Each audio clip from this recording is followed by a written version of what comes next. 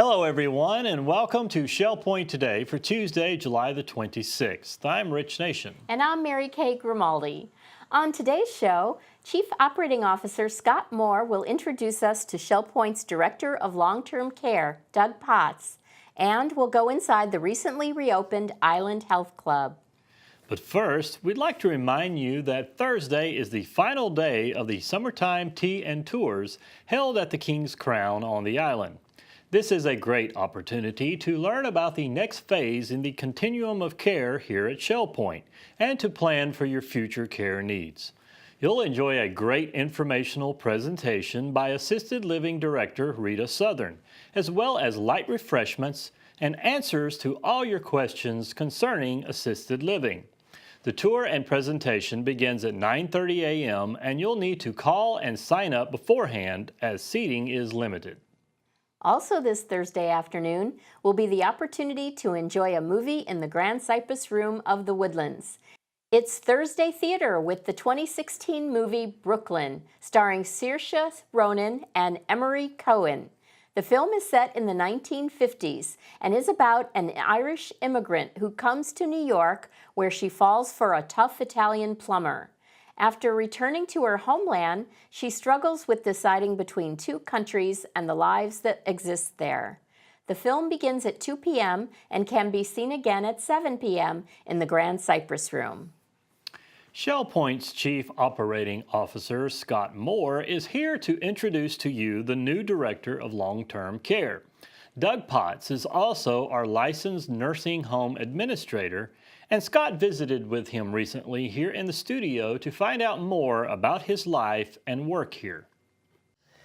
Hello, I'm Scott Moore. I'm the Chief Operating Officer here at Shell Point, and today we're going to spend some time with Doug Potts. He's our licensed nursing home administrator and Director of Long-Term Care. Well, Doug, what I want to do is spend a little time with you and let the Shell Pointers get to know you a little better. So you haven't been here that long. What are we going on here? I have been here approximately 5 months and absolutely love it. I've never been in a community that embraces new employees, new staff. I've had an opportunity to meet quite a few residents and also other departments on the building grounds, and they've just been great. Yes, I started out as a social worker / admissions coordinator at a skilled nursing facility, and after several years, got my license as a nursing home administrator. Well, you know, part of kind of our renew of the pavilion is some new faces. We've had some new faces there, but we're also looking to go into some of the food programming and some of the other things, and we're pretty excited about that. And I think recently I heard we're going to get into some of the decor and things of that nature. Yes, this is a great time to be at Shell Point. There are a lot of magnificent changes going on, for lack of a better word. We are looking at the environment, doing upgrades, or as my staff likes to call it, a facelift. Okay. To make things look a little more aesthetically pleasing. And we are looking at additional training of the staff. We've brought quite a few new staff on board, and we want to up their expertise and their knowledge. We also have the rehab floor, which we're very, very proud of. We have an average length of stay of about 28 days, so when people do come in for rehabilitation, we're able to get them back on their feet and get them back to their home. The long-term care floor is our third floor. It's very interesting too. Each staff, what's great about having the different floors is each staff is trained differently to work with those type of residents and the families. And I think one of the things that makes it possible at the pavilion is the auxiliary. They see things through a different set of eyes than my staff and that I do. And that's the wonderful part about it. Well, you're part of our family too, and I just wanted to take some time to spend a little time with Doug this day and help you to get to know him a little better. And I know that he's made it clear to me that his office is open. If you're interested in learning more about the pavilion, the Larson Pavilion, and the care that goes on there, please don't hesitate to come and get to know Doug a little better. Have a wonderful day, and thank you for joining us. Thank you. For the past several months, the Island Fitness Center has been closed during a complete remodeling. In recent weeks, the weight and exercise machine area has been reopened for residents to enjoy amid ongoing construction and limited use. But all of the hammering, sawing, dust, and noise came to an end last week as the curtain walls and barricades came down.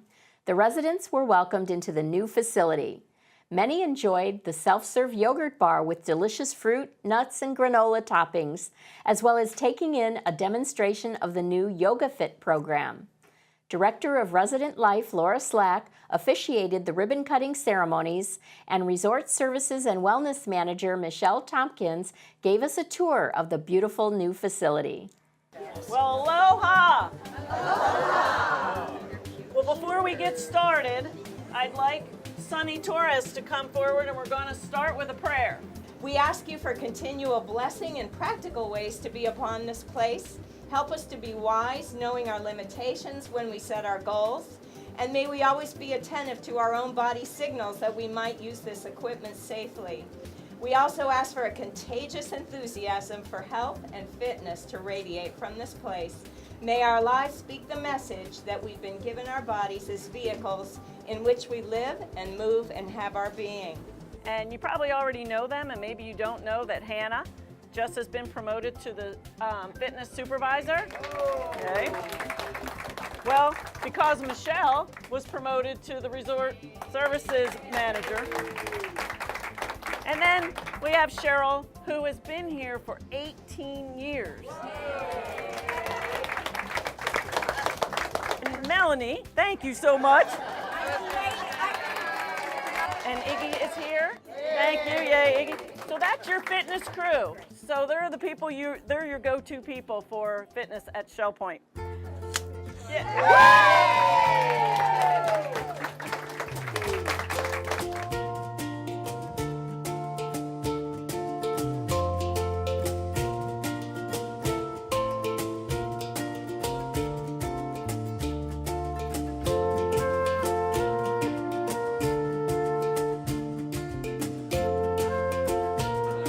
There's a yogurt demonstration, and we can sign up for a yogurt class. You mean eating yogurt? Yeah, it's like I understand there's certain yogurt poses like. Hey, wait, that Lego my strawberry. Is that a yogurt pose? It can be. All right. I hear this is where you can sign up for the yogurt class. Yeah, I heard that. They're having a demo right over here. I heard that. So I understand there was a yogurt demonstration here. Yogurt? How was that yogurt? The yogurt was great. And here's our yogurt expert, Hannah Oscar. The yoga demonstration went. Oh, yoga. Oh, I thought it was yogurt. So that was about the 10 to 15 minute yoga demonstration, just a preview of what we will be teaching here in the near future. And there's plenty of room now, lots of extra space. Lots of extra space, so everyone, bring a mat, don't bring a mat, just come and have fun. Great, awesome. Have you been a regular customer of this place here for a while? Yes, I have for about 2 years. 2 years. So what do you think of the new improvements? It's beautiful. Very nice. What's your favorite part?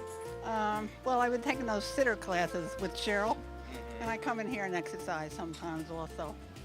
It's good. It keeps your body in some kind of shape. We need all the help we can get, right? I'm not 25 anymore. Hi, I'm Michelle Tompkins, and we are here at the Island Fitness Center ribbon cutting and grand reopening of our weight room and our group fitness room. We're going to take you on a little tour so you can see everything that has been done to renovate this lovely space. Very excited to be here today and very excited to get to introduce this and show everybody our wonderful fitness area that we've been waiting on for such a long time. Come on back.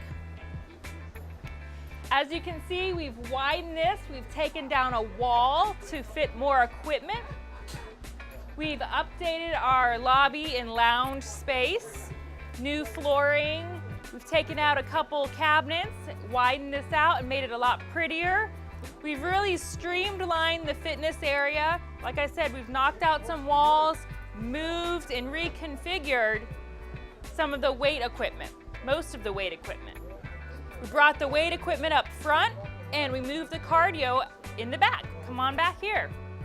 We've mirrored the entire fitness center.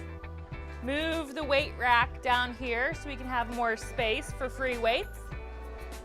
And our designated cardio space is way in the back.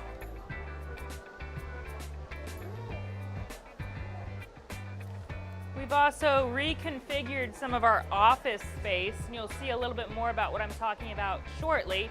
But to come back in the hallway on our way to the men's locker area,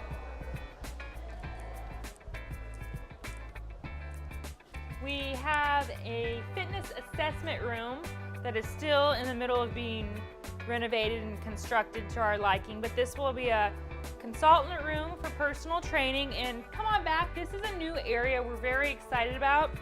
This is a space for stretching and abdominal work. If you're looking to sort of get away from the cardio equipment and you want a little more personal space, a little more room, this is that area. We've really found that a lot of residents are seeking that. Prior to this renovation, we didn't have that area, so now there's your little space to do some abs stretching. Come on into our newly renovated men's fitness locker room. Look how beautiful the flooring is. We've added some artwork on the wall. Redesigned this area. We have 2 dressing areas. Dressing rooms and the dressing area to the right with a nice padded bench. We've taken a blue painting color and look how beautiful the showers are and the sink area.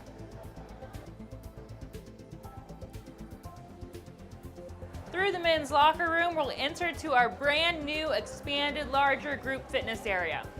Sure is busy in here. Again, in this area, we've knocked out a wall to widen the space to give us some more room to have larger classes, more participants. Added a window to add in that natural lighting as well. More space to store equipment. And through the fitness area is the women's updated locker room. Similar to the men's, we have the nice changing area and the updated shower stalls and bathroom. And again, we've taken a neutral feel in here with the little gold accent sconces and orange.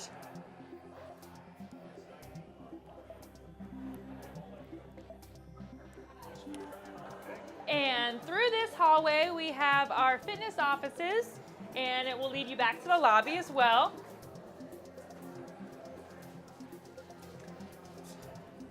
In this office, you will find our fitness coordinators, Melanie and Cheryl and Hannah.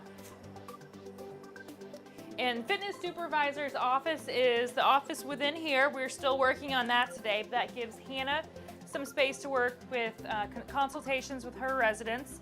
And like I said, you can find our fitness team back here. This is a brand new area we've really opened up, we've widened, and this gives them some personal space to work with residents and their own clients' assessments. And here we are, back to our lobby. As you can see, we've had a ton of upgrades. Really looking forward to utilizing the space here at the island. I hope you've enjoyed my personal tour of our brand new renovated Island Fitness Center. I hope you have a great day and come out and see it for yourself. So now we have a couple of ladies here who have been around for a good while. You all know Cheryl and you all know Melanie. So tell us, ladies, what do you think about this new rehab of this facility? I am ecstatic. I can't wait to teach exercise tomorrow morning at 8:15. Oh, I'm on fire. Mel, what do you think? I just feel blessed to have a great team dynamic with all the changes that have been going around, and I'm just so happy with this room and excited. Great. Yeah. Well, have fun here. I know you're going to have lots of fun with the residents. You know it. You know Everybody's it. going to be happy and healthy. Great. All right. Thanks for coming. And now it's time to cover all of today's happenings, Academy news, menus, and Village Church connections. Hello and welcome to the Happenings segment of Shell Point TV. I'm Bev Chandley. And I'm Caitlin Van Scoy. We're going to go over the activities offered for you here today at Shell Point.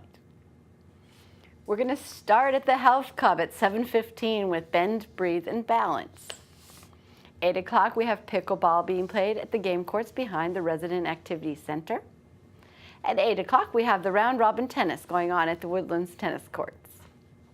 The stamp ministry will be down in the tunnel in the stamp room at 8:15. And at 8:30, the Ladies Golf Association will be at the Shell Point Golf Club. We have open painting in the art studio at 9:15.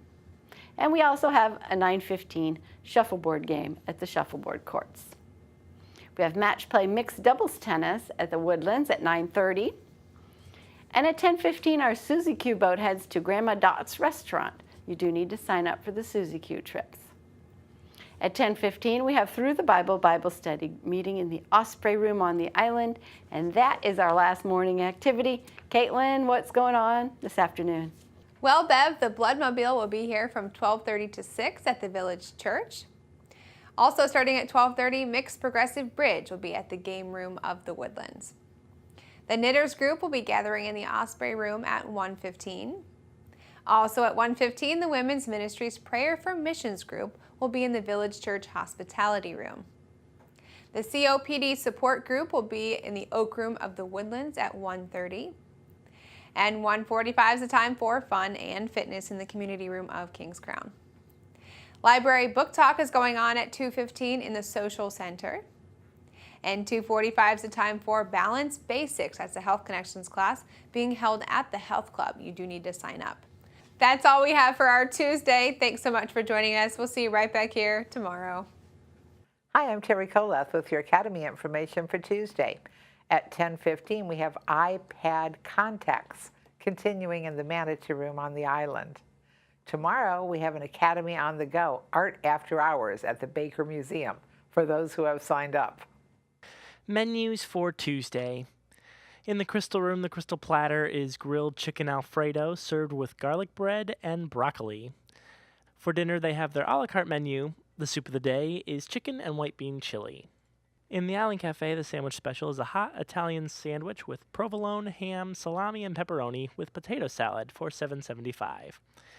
Dinner specials in the Palm Grill are stuffed chicken breast for $14.95 or seared sirloin steak for $16.95. All menus are available 24 hours a day at www.shellpoint.net. Hi, my name is Sunny Torres. I'm the Director of Spiritual Services for Shell Point. And today I'd like to share a story with you that changed my life literally about 40 years ago when I was a new follower of Jesus. I went to a chapel service at my Bible school, and there was a little lady. She must have been in her late 80s. Her name was Hattie Hammond. She'd been a missionary since she was 17 years old, and she came in. She was just about the same height as the podium. And she started off by saying to us, she said, "Do you know that you have 3 lives?" And we all looked at each other and started looking around for a door to get out of there. But she kept going on, and she said, "You know, the first life you have is 9 months long, and you're inside your mother's womb, and it's warm and it's comfortable." And she said, "You love it. You can hear your mother's heartbeat and her voice, and it's just great." She said, "But there's things going on inside that are mysteries, like you start developing eyes and there's nothing to see because it's dark, or you get hands and feet, there's nothing to do with them. And you also get lungs and they do nothing but just hang there. And these mysteries are just going on all during the time you're in there, but then all of a sudden, at the end of 9 months, this horrible pushing begins, and out you go into life number 2. And she said all of a sudden, all those things that were mysterious, those things that were being formed in life 1, begin to function. And there was a purpose for them. They were designed for the next life. And she said, life number 2, you are a walking war zone. And why is that? She said, it's because in this life, number 2, you're going to make a decision that's the most important decision you'll ever make as to where you spend life number 3. So because of that, during your years on earth, you are like your soul is like a tug of war. God is spending every opportunity he can to come and draw you to himself and to convince you of his love for you. and to try and convince you of his design to rescue you so that you can become his child, and how that he, through Jesus and his life and death and burial and resurrection, is able to make a life number 3 possible for us in heaven. And so he spends every chance he can get to convince us of that in these years on earth, while at the same time we have just as real someone on the other end of the tug-of-war pulling us, the enemy of our souls, and he's trying to discourage us. And if we do make that decision to become followers of Christ, why, he spends our whole life trying to discourage us and to even destroy our resolve to follow Christ to the end of our lives. And I think the most insidious tactic of the enemy is to get us to distrust the goodness of God, our Creator, and to distrust him as our Lord. And how does he do that? Well, it's the same thing as in life number 1. We have mysteries going on in life number 2. But in life number 2, those mysteries have a lot to do with suffering. And we get tempted to say, well, why did I end up with this chronic disease? Why did I end up having that freak accident that paralyzed me for the rest of my life? Or why did my child die before I did? Or all these things make no sense to us, and many times these questions are not answered in our lives. And what our enemy does is he makes us begin to doubt the love of God, and it short circuits our vital and vibrant relationship with God. And so this is one of the things he does to trip us up in our life. But Jesus warned us. He said, in this world you shall have tribulation. Or David in the Old Testament said, many are the afflictions of the righteous. So even though we're expecting them, somehow they're hard to live with. And so we go through life and we have these dark mysteries, and then all of a sudden, life number 3 begins, and it's often unexpected. We can't depend on it like 9 months like the first one, but just the same as that baby did not come out smiling into life number 2. Its little fists were clenched and he was screaming. We really resist going into life number 3, but once we get there, the same thing that happened with all those mysteries that happened in life number 1, those mysteries were designed, those things that went on were to form something that was going to make sense in the next life, that was going to be a function in the next life. All of our sufferings, God tells us, will be something that he was using to form something eternal. And I think the most heavenly part of heaven, for me anyway, will be when, like in 2 Corinthians 4, verse 17, it tells us that our light afflictions, but that are just for a moment, are producing for us a far greater weight of eternal glory. That these afflictions we're going through in life number 2 are producing something for us that will last forever. Life number 3 goes on forever. It's eternal. And so for God, because he knows the end from the beginning, he's above time, and he uses the things in life number 2 to do something, the most he can give us, the best he can give us for life number 3. And so I think our problem, of course, is that nobody likes to suffer, and if we could choose, we'd live in a bed of roses, at least I would. But we have to have an incredible courage and childlike trust to believe in the goodness of God as we go through those times. But one day, we're going to see his wisdom and all those things he allowed in life number 2. Well, I was in Austria for, I think I've told you this before, for 9 years, working in an institute where we had church leaders from the underground churches. And we had a group of students, or they were the leaders, but they were our students there at the Institute, and they were from Uzbekistan, and they were the most precious people. Their life was full of persecution, nothing but problems and poverty and everything like that, and yet they were so full of joy. And their dedication to Christ was so genuine and so vibrant. And we would always have a Tuesday night campfire for our students, and all the short-term missionaries that would come to serve the students during that session. We'd have this campfire, and the students would have opportunity to share their testimony and tell about what was going on in their countries. And our one student gave this incredible testimony. They were mostly converted Muslims, and he was talking, and he finished his testimony, and he said, there's something that I would really like to ask of all of you. And of course, everybody's ready to reach in their wallets. And he said, what we need from you, we need prayer. And he said, I'm not asking you to pray that the persecution would end. He said that is the thing that's causing our churches to be strong and to have such quality and character in them. He said, I'm not asking for the persecution to end, he said, but that you would pray that we would endure to the end.